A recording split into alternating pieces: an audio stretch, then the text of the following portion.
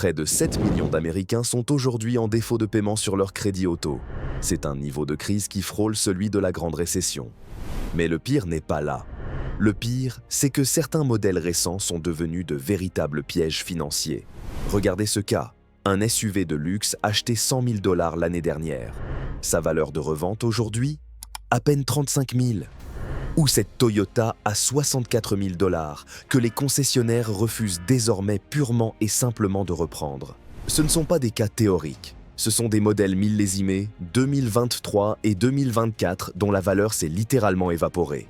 Plus personne n'en veut. Aujourd'hui, nous passons en revue les 15 véhicules qui ont basculé du statut de star de showroom à celui d'épave financière en un temps record. Si vous possédez l'une de ces voitures, préparez-vous, les chiffres font mal. On compte à rebours, du brutal, jusqu'au carrément catastrophique.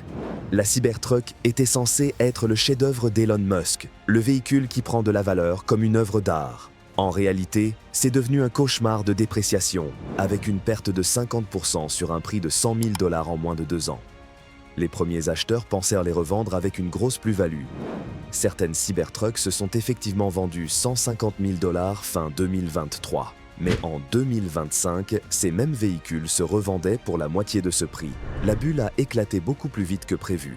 Tesla a accéléré la production à un tel point qu'en 2025, il y avait l'équivalent de 3 mois de stock de Cybertruck invendus sur les parkings. Une fois que les premiers fans ont été servis, la demande s'est évaporée. Les offres de reprise racontent le reste de l'histoire. Des propriétaires de Cybertruck Foundation Series affichant 6 000 miles, soit environ 9 500 km, payés 100 000 $, se voient proposer 65 000 $. Une perte de 35% en un an. Un autre propriétaire, avec 32 000 miles au compteur, environ 51 500 km, n'a reçu qu'une offre à 60 000 $. Numéro 14. L'Infiniti QX80 2024. Le QX80 2024 est construit sur une plateforme qui remonte à 2011, et ça se voit. Il perd 50% de valeur à partir d'un prix de 75 000 $. Les propriétaires voient 37 500 $ partir en fumée en moins de 2 ans. Sous la carrosserie, on retrouve le vieux châssis de Nissan Patrol. La technologie, le confort, la consommation, tout respire la décennie précédente. Certains concessionnaires ont même admis avoir vendu un QX80 avec une remise de 46% après 2 ans, en expliquant que c'était relativement compétitif. Pendant ce temps, Infiniti ferme des concessions, annule des modèles et tout le monde sait qu'un nouveau QX80 est en préparation. Résultat, la génération actuelle est perçue comme dépassée avant même d'être payée. Avec la volatilité des prix du carburant, le V8 glouton du QX80 devient un handicap majeur. Les acheteurs font leurs calculs de carburant et d'entretien, puis passent leur chemin. Au bout de 5 ans, le QX80 ne conserve qu'environ un tiers de sa valeur d'origine. Et la moitié de cette perte se produit dès les 2 premières années. Numéro 13. Le Mercedes-Benz EQB 2024. Le SUV électrique compact de Mercedes a perdu 50% de sa valeur par rapport à son prix catalogue de 55 000 $, soit 27 500 $ envolés, preuve qu'un logo prestigieux ne garantit pas la valeur de revente. Mercedes a produit beaucoup trop de modèles EQ. Les concessions avaient été des parkings saturés et ont fini par offrir jusqu'à 11 000 $ de remise sur des EQB neufs. Quand des modèles neufs partent à ce prix bradé, la cote en occasion s'effondre. Le QB n'est d'ailleurs qu'un GLB thermique converti à l'électrique, avec des batteries rajoutées. Il n'a pas été pensé comme un véhicule électrique dès le départ. Résultat, autonomie moyenne, environ 240 miles, soit près de 385 km, et rendement médiocre. Comme il ne bénéficiait pas du crédit d'impôt américain, Mercedes a compensé avec des locations très agressives en empilant plus de 10 000 $ d'incitation. Lorsque ces locations sont arrivées à terme, le marché s'est retrouvé saturé de EQB de 2 ans, faiblement kilométrés, vendus à prix cassé. Numéro 12. Le Jeep Grand Cherokee L 2024.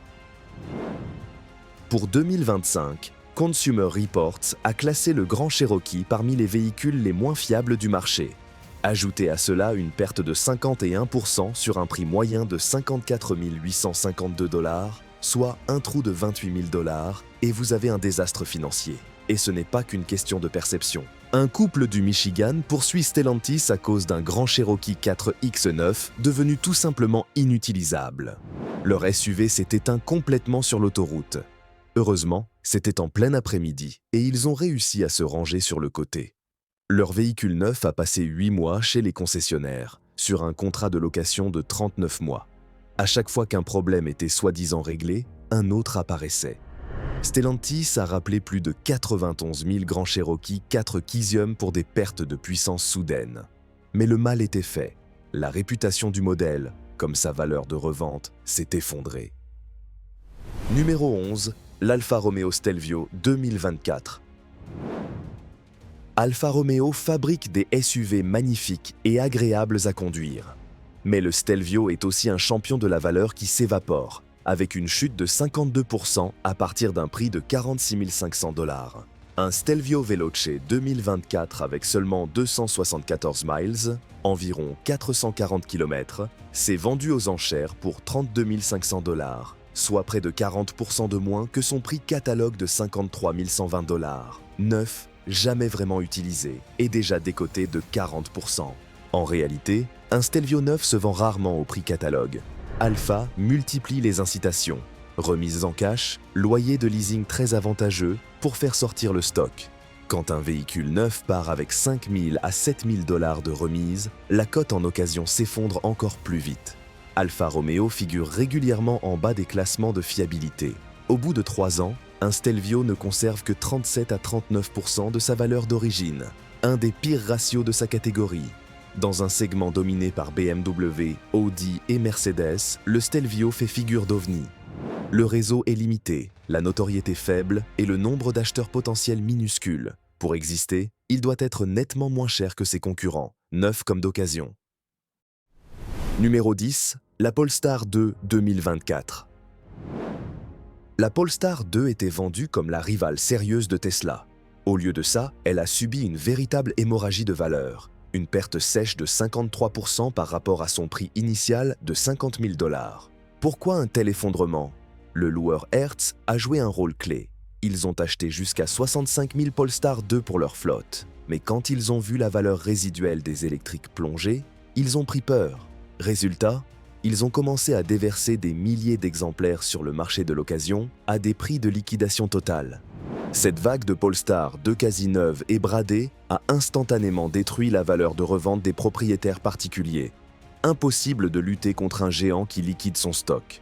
À cela s'ajoute un problème d'identité. Beaucoup d'acheteurs ne savent toujours pas ce qu'est Polestar. Est-ce une Volvo, une marque chinoise, une start-up de la tech? Cette confusion tue la revente. D'autant que le réseau d'entretien limité inquiète ceux qui veulent garder la voiture longtemps. Les chiffres sont là pour le prouver. De nombreuses Polestar 2 de 2021 ou 2022, payées 60 000 $ à l'achat, se revendent aujourd'hui à peine au-dessus de 30 000 $. C'est la moitié du capital qui disparaît. Kelley Blue Book confirme cette tendance avec une chute de 57% sur 3 ans. Le plus ironique, le PDG de Polestar avait lui-même prévenu qu'un afflux massif de véhicules électriques d'occasion ferait dérailler les valeurs résiduelles. Il avait raison. Ses propres voitures en sont aujourd'hui la preuve vivante. Numéro 9, l'Audi e-tron SUV 2024. Le premier grand SUV électrique d'Audi promettait le luxe absolu et une grande autonomie. Il a surtout livré une chute brutale de 54% par rapport à son prix d'origine de 70 000 $. Regardons les chiffres, car ils sont cruels pour un véhicule de ce prix. Sur le papier, l'e-tron annonce 222 miles d'autonomie officielle, soit environ 357 km. C'est déjà juste. Mais en conditions réelles, l'hiver, on se rapproche plutôt de 180 miles, soit à peine 290 km. Pour un SUV facturé 70 000 $, c'est une performance très faible. Le coupable? Un poids excessif et une efficacité médiocre. Il consomme 46 kWh pour 100 miles, soit environ 29 kWh au 100 km. Cela le rend cher à recharger et limite son usage à des trajets courts. Le coup de grâce est venu d'Audi eux-mêmes. Quand ils ont sorti le Q8 e-tron en 2024, avec une autonomie portée à 285 miles, environ 460 km, l'ancien e-tron a été instantanément ringardisé. Sur le marché de l'occasion, les acheteurs comparent les fiches techniques et passent leur chemin. L'impact financier est réel. Prenez ce propriétaire qui avait payé 84 000 $ pour un e-tron 2023. Au bout d'un an seulement, on ne lui a proposé que 40 000 $ en reprise. Sa conclusion résume tout: premier et dernier Audi électrique pour moi. Numéro 8, le Nissan Ariya 2024. L'Ariya devait marquer le grand retour de Nissan dans la course à l'électrique. Au lieu de ça, il subit une chute vertigineuse, 54% de valeur perdue par rapport à son prix de départ de 52 000 $, et ce, en très peu de temps. Le premier problème était politique. L'Ariya est fabriqué au Japon. Conséquence immédiate, il a été privé du crédit d'impôt fédéral de 7 500 $ aux États-Unis.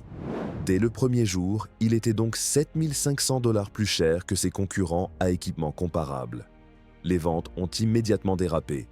Mais le coup de grâce est tombé récemment. Nissan a décidé de mettre fin à la carrière de l'Ariya aux États-Unis. Il n'y aura pas de millésime 2026 sur ce marché. C'est une règle d'or. Quand un constructeur retire un modèle au bout d'un an, la valeur de revente ne baisse pas, elle s'effondre. Le véhicule devient orphelin. Les annonces réelles sont terrifiantes pour les propriétaires actuels. Regardez cet Ariya en gage 4 roues motrices. Facturé 48 500 $ neuf, il se revend aujourd'hui 22 300 $ après seulement un an. Encore plus violent, un Ariya Platinum plus i4 Force, le haut de gamme à 63 700 $, est affiché à 29 900 $. C'est 53% de votre capital qui part en fumée en 12 mois. Le pire, l'Ariya n'est pas un mauvais véhicule en soi. Il sera simplement hors jeu en 2026 et il est déjà officiellement mort sur le marché américain. Numéro 7. La Lucid Air 2023. Cette grande berline électrique de luxe avait tout pour incarner le futur. Une autonomie record de 500 miles, soit environ 800 km, et un design à couper le souffle. La réalité, elle s'est transformée en trou noir financier. La chute est de 55% à partir d'un prix de 120 000 $. Cela représente 66 000 $ de perdus en un éclair. Le problème ici, c'est la confiance. Lucid brûle du cash à une vitesse alarmante et peine à monter en cadence. Les acheteurs ont peur. Peur pour le suivi de la garantie, peur pour les mises à jour logicielles et surtout peur de ne plus trouver de pièces si la marque venait à faire faillite. Personne ne veut rester coincé avec une voiture à 6 chiffres venant d'une entreprise en difficulté.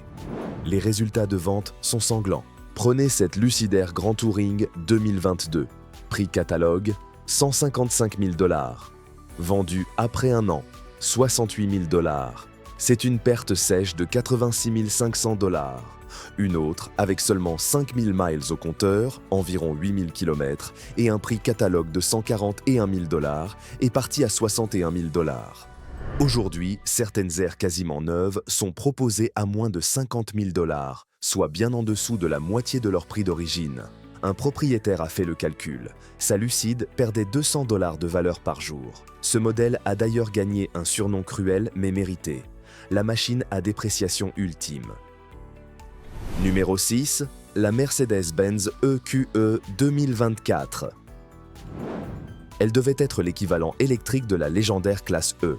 En réalité, elle s'est littéralement effondrée. Une perte de 56% par rapport à un prix moyen de 76 000 $. Concrètement, c'est 42 588 $ qui partent en fumée. Vendu entre 70 000 et 90 000 $, l'EQE promettait le luxe d'une classe S. La déception des clients a été à la hauteur du prix. Ils ont découvert des places arrière étriquées, des matériaux jugés bon marché et un design, intérieur comme extérieur, très clivant. L'exemple du Royaume-Uni est frappant. Une EQE 350 achetée 89 000 $ est projetée à seulement 49 500 $ au bout d'un an. C'est le prix d'une simple classe E thermique d'occasion. Le verdict est sévère. L'EQE représente le brouillon électrique de Mercedes. L'autonomie est moyenne, entre 260 et 300 miles, 420 à 480 km. La recharge est plus lente que la concurrence et le logiciel est réputé capricieux. Enfin, il y a l'erreur stratégique. Sans accès au crédit d'impôt américain, Mercedes a mis le paquet sur le leasing, en intégrant de grosses remises pour forcer les ventes. Problème, à la fin de ces contrats, le marché s'est retrouvé inondé de EQE de 2 ans faiblement kilométrés. Trop d'offres, pas assez de demandes. Elles sont revendues à prix sacrifié. Numéro 5. La Volkswagen ID.4 2024. Volkswagen avait promis un véhicule électrique abordable pour le grand public. L'ID.4 s'est transformé en désastre financier, 56% de valeur perdue par rapport à un prix de 40 000 $. Le premier coupable est sous les yeux du conducteur, le système multimédia. C'est un véritable cauchemar d'ergonomie et de fiabilité. Écran lent et poussif, commandes tactiles capricieuses, mises à jour, logiciels instables. De nombreux premiers propriétaires ont amèrement regretté leur achat. Ces problèmes techniques ont fait chuter la demande. Pourtant, VW a ouvert une usine dans le Tennessee et a inondé le marché. L'offre a largement dépassé la demande. Les concessionnaires ont été forcés de consentir des rabais massifs sur les modèles neufs. Mécaniquement, cela a détruit la cote des versions d'occasion. Le coup de grâce est venu de la concurrence. Quand Tesla a baissé le prix du modèle Y, ce dernier s'est retrouvé à un tarif quasi identique à celui d'une ID.4 d'occasion. La partie était terminée. Au bout d'un an, la valeur d'une ID.4 avait déjà chuté d'environ 33%, ce qui la place parmi les pires résultats de tous les véhicules du marché. L'ID.4 devait démocratiser l'électrique. Elle a surtout prouvé qu'on ne compense pas un mauvais logiciel par de bonnes intentions. Numéro 4, la Nissan Leaf 2024. Le tout premier véhicule électrique grand public est devenu un cas d'école, mais dans le mauvais sens du terme. La Leaf perd 58% de sa valeur par rapport à son prix d'origine. Le problème est technique et connu de tous les experts. Elle utilise un système de refroidissement passif par air pour sa batterie. C'est une technologie dépassée qui accélère la perte de capacité, surtout dans les climats chauds. Conséquence. Les acheteurs d'occasion le savent. En achetant une Leaf, ils achètent souvent une batterie déjà dégradée, avec une durée de vie restante incertaine. Même Nissan tourne la page. La Leaf doit être remplacée par un nouveau crossover électrique moderne. Or, c'est une loi du marché. Les modèles électriques en fin de vie ne tiennent jamais leur cote. Les pièces spécifiques et le support technique finiront par se raréfier. La Leaf a été une pionnière de l'électrique, c'est indiscutable. Mais aujourd'hui, financièrement comme techniquement, ce n'est plus qu'un vestige. Numéro 3. Le Mercedes-Benz EQS SUV 2024. Le grand SUV électrique haut de gamme de Mercedes s'est mué en échec spectaculaire. Le verdict est sans appel, 61% de valeur perdue par rapport à un prix colossal de 110 000 $. Regardez la vitesse de la chute. Des EQS SUV faiblement kilométrés se vendent aujourd'hui 60 000 $ après seulement 18 mois. C'est quasiment moitié prix. Pourquoi ? Parce que pour plus de 110 000 $, les clients s'attendaient au luxe d'une classe S. À la place, ils ont trouvé des plastiques jugés bas de gamme, une troisième rangée de sièges étriqués et une interface technologique trop complexe, plus frustrante qu'impressionnante. La situation marché a aggravé le tableau. Comme beaucoup, Mercedes a surestimé la demande et produit beaucoup trop d'unités. Les concessionnaires, désespérés, ont dû baisser massivement les prix du neuf. En parallèle, Tesla a coupé ses propres prix, rendant la concurrence encore moins compétitive. Mercedes a fini par paniquer. Ils ont liquidé des stocks entiers, notamment des versions importées très coûteuses qui ne bénéficiaient pas de crédit d'impôt. La stratégie de survie a été le leasing, lourdement subventionné. Mais l'effet boomerang est terrible. Quand ces contrats prennent fin, le marché est saturé de retours de leasing à prix plancher. Perdre 67 100 $ en 2 ans sur une voiture, ce n'est plus de la dépréciation normale. C'est une annihilation financière. Numéro 2. Le Maserati Levante 2024. S'il fallait un symbole absolu de la perte de valeur, ce serait lui, le Maserati Levante. Les chiffres donnent le vertige. 70% de dépréciation, sur des prix de vente allant de 92 000 à 130 000 $, l'impact est dévastateur. Ceux qui l'ont financé à crédit se sont retrouvés sous l'eau, c'est-à-dire devant plus d'argent qu'ils n'en possèdent, quasiment immédiatement après la signature. Jusqu'à 90 000 $ de valeur peuvent disparaître. Pourquoi ? Parce que Maserati figure régulièrement tout en bas des classements de fiabilité, la marque est dans une position intenable. Elle veut rivaliser avec Porsche ou BMW. Mais le produit reste en retrait en matière de technologie, de raffinement et parfois même de performance. Le verdict est tombé. Le millésime 2024 est le dernier. Maserati a tout simplement décidé d'arrêter la gamme. Et quand une gamme s'arrête, la chute s'accélère. Une étude a montré que le Levante peut perdre jusqu'à 74% de sa valeur en 5 ans. Le plus effrayant, la majorité de cette chute intervient dès les 2 premières années. C'est toute l'ironie de cette histoire. Ce SUV bénéficie d'un moteur dérivé de Ferrari, mais sa valeur de revente est pire que celle d'une compacte d'entrée de gamme. Numéro 1, la Toyota Mirai, 2023 à 2024. Et voici le pire cas de tous. Le champion incontesté de la destruction de capital. La Toyota Mirai subit une évaporation de valeur catastrophique, 77% de perdus par rapport à son prix catalogue de 64 000 $. La réalité du marché est humiliante. Des Mirai d'occasion, âgés d'à peine 1 ou 2 ans, s'affichent entre 7 000 et 10 000 $.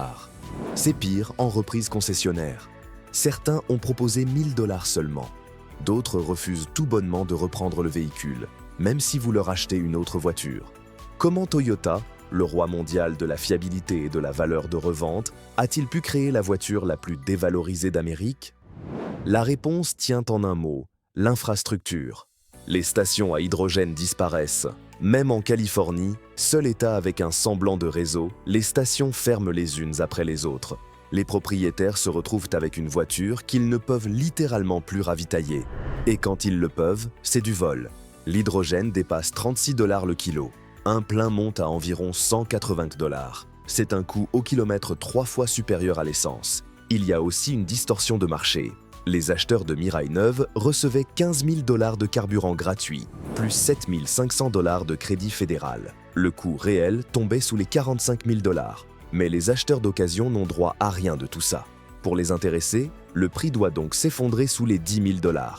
Le pari obstiné de Toyota sur l'hydrogène est un échec. La Mirai est devenue une impasse technologique, une niche dans la niche que plus personne ne veut. C'est officiellement une perte sèche de 85% pour certains propriétaires. Voilà donc 15 modèles qui sont passés du rêve automobile au cauchemar comptable en moins de 2 ans. De la promesse brisée du Cybertruck à l'impasse technologique de la Mirai, ces véhicules nous rappellent une leçon fondamentale. Neuf ne veut pas dire précieux, et cher ne veut pas dire intelligent.